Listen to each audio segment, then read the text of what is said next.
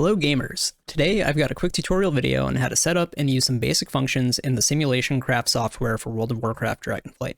If you're watching this video, you probably already know what the software is, but in case you're not aware, it's a powerful tool that allows you to simulate your DPS output based on your current build, such as your gear, talents, etc., and make comparisons between those gear sets and talent builds or whatever it is that you're looking at.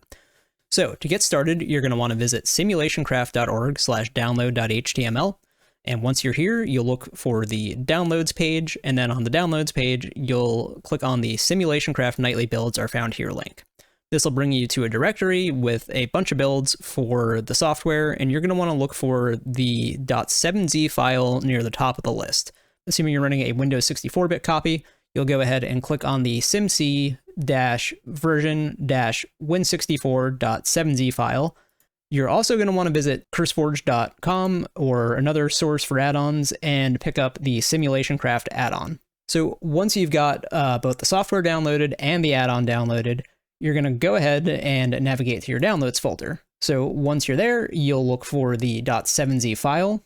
So you're going to go ahead and right-click that, and on the menu, you'll see the 7-zip option. So you're going to go ahead and find the extract files option, click that, and choose where you'd like to install the software to. So you'll hit OK, and then it will extract the files to the location of your choosing.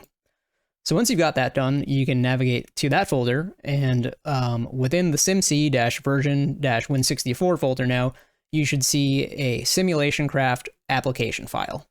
You'll go ahead and double-click that to open up the application. So once you've got the application open, you'll see some tabs near the top. You'll also see some links to some documentation that are really useful to explore if you really want to dig in and make the most of this. I highly encourage you to check out all of this stuff if you're really interested in knowing how this software works inside and out. In order to quickly start making some comparisons, you can go to the Simulate tab. So once you're on the Simulate tab, you can click the plus tab below the Simulate tab, which will open a new almost blank window with a couple lines of text. And once you're here, you'll want to go in-game.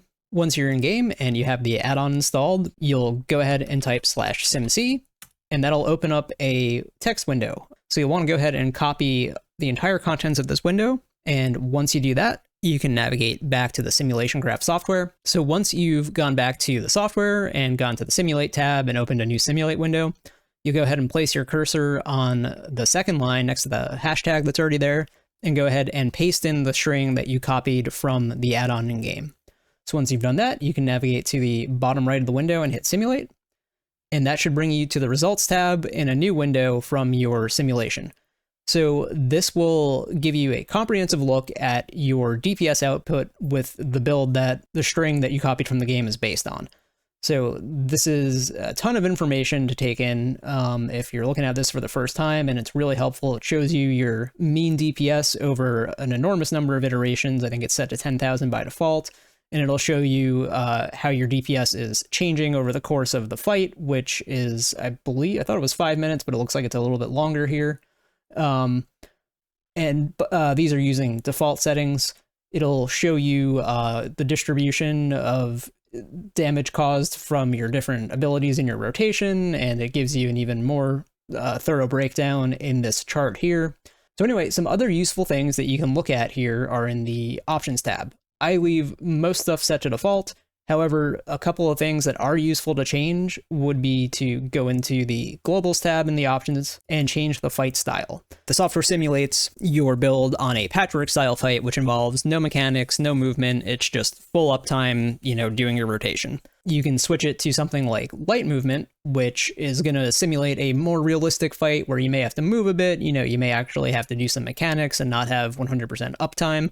But there are a bunch of different options that you can look at here, and check them all out, find out what works best for what you're actually trying to simulate and what conditions you'll be fighting in. Another really useful one to go to is the Buffs and Debuffs tab, and I like to toggle all of these off. And you can leave them on, and this just shows you what your optimized DPS output will be with all raid buffs active, with all debuffs on the boss. However, I like to turn these off just to see what the floor of my build is going to look like for comparison's sake.